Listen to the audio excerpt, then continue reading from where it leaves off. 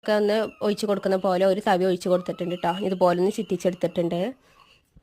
അതിന് ഒരു ഭാഗം ഒന്ന് മുരിഞ്ഞ് വരുന്ന സമയത്ത് അതിലേക്ക് നെയ്യോ ഓയിലോ എന്തെങ്കിലും ഒന്ന് ചെറുതായിട്ടൊന്ന് സ്പ്രെഡ് ചെയ്ത് കൊടുക്കാം കേട്ടോ. അത് ഓപ്ഷനലാണ്ട് വേണമെന്നുണ്ടെങ്കിൽ മാത്രം ചേർത്ത് കൊടുത്താൽ മതി കേട്ടോ. മറിച്ചിട്ടതിന് ശേഷം അവിടെയും കൂടെ ജസ്റ്റ് ഒന്ന് മുരിച്ചെടുക്കാം. അതാണ് ഗോതമ്പ് പൊടി വെച്ചിട്ടാണ് ഞാൻ ഈ ദോശ ഉണ്ടാക്കിയെടുത്തുള്ളത്. വളരെ പെട്ടെന്ന് തന്നെ നമുക്ക് ഉണ്ടാക്കിയെടുക്കാൻ പറ്റുന്ന അടിപൊളി ദോശ തന്നെയാണ് കേട്ടോ. അപ്പോൾ അതുകൊണ്ട് നമ്മൾ ദോശ ഇവിടെ റെഡി ആയിട്ടുണ്ട്. കണ്ടില്ല, ഇതുപോലെ നല്ല മുരിഞ്ഞ ദോശ തന്നെയാണ് കേട്ടോ. നല്ല അടിപൊളിയാണ്, കഴിക്കാൻ നല്ല ടേസ്റ്റാണ് കേട്ടോ.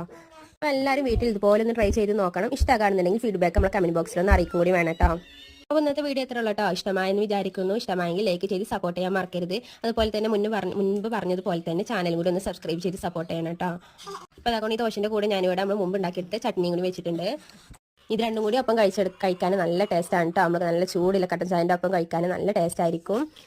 അപ്പോൾ ഇതുപോലെ മക്കൾക്കൊക്കെ ഉണ്ടാക്കി കൊടുക്കുക. അപ്പോൾ നാളെ ഇൻഷാ അല്ലാഹ് മറ്റൊരു വീഡിയോ ആയിട്ട് വരുന്നുണ്ട് കേട്ടോ. അപ്പോൾ അതുവരേക്കും അസ്സലാമു അലൈക്കും.